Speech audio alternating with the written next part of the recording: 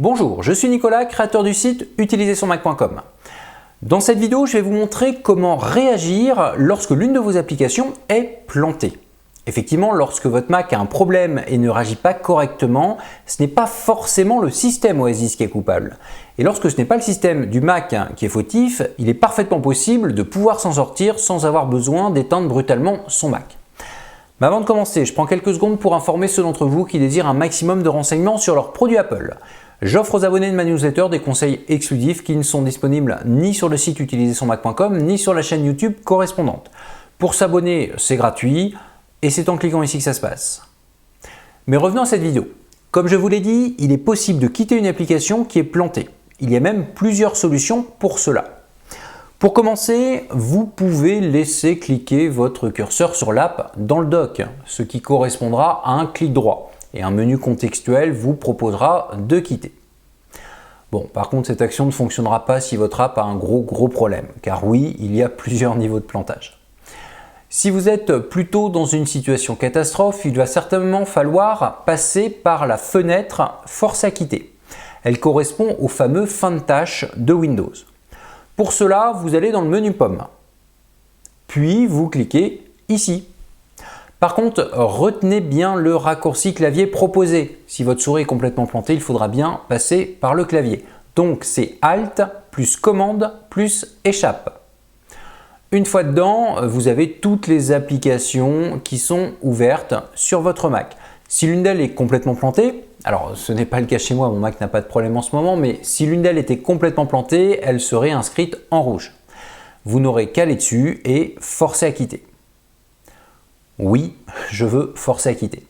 Alors évidemment, si votre curseur ne fonctionne plus, vous pouvez malgré tout vous en sortir du début à la fin. Donc, pour commencer, le raccourci Alt, Commande, Échappe. Ensuite, les flèches haut et bas pour sélectionner le vilain petit canard. Et enfin, la touche Entrée pour forcer à quitter. Et à nouveau, pour valider. Une petite précision, le Finder est une application, même si c'est une app un peu spéciale, et est toujours ouvert. Donc impossible de le fermer. Par contre, vous pourrez le redémarrer. Ce que je viens de vous montrer est à retenir absolument. Je ne dis pas que vous vous en servirez souvent, mais quand on en a besoin, c'est généralement en cas de coup dur. Donc le raccourci Alt, Commande, Échappe doit faire partie de vos réflexes lorsqu'une application commence à poser problème et refuse de se fermer. Maintenant, les applications que votre dock vous annonce comme ouvertes et que vous retrouvez dans la fenêtre Forcer à quitter ne sont pas les seuls programmes en cours d'exécution sur votre ordinateur. Je ne vais pas vous faire un grand cours dessus, mais sachez qu'un système d'exploitation a besoin en permanence d'une multitude de services, de modules, d'applications invisibles, mais ouvertes, pour fonctionner.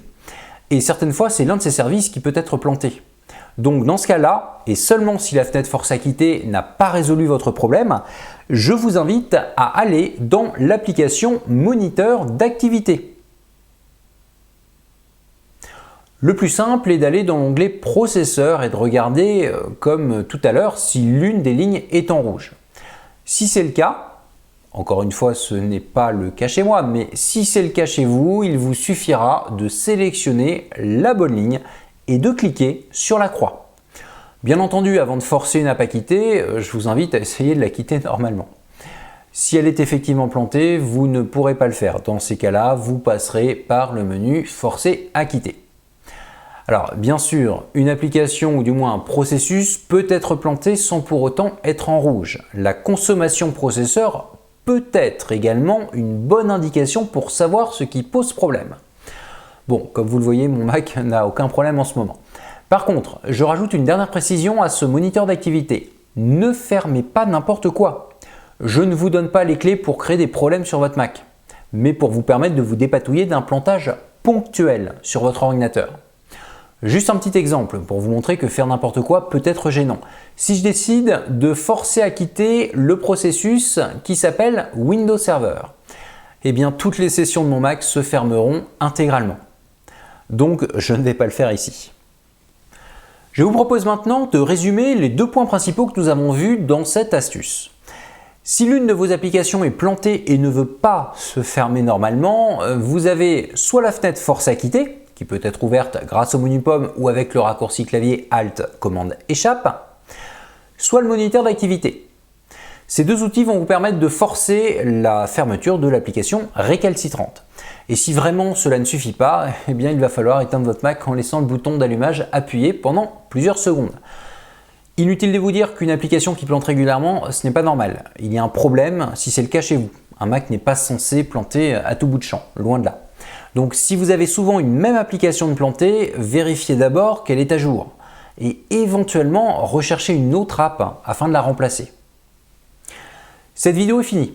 Si elle vous a semblé intéressante, je vous invite à cliquer sur le bouton j'aime.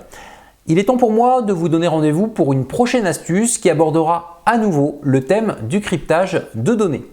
Je vous montrerai comment faire pour chiffrer et donc protéger par un mot de passe l'ensemble d'un disque dur externe ou d'une clé USB. En attendant, vous pouvez me retrouver sur les réseaux sociaux et sur le site utilisersonmac.com pour voir ou revoir d'anciennes astuces ou tout simplement pour vous abonner à la newsletter.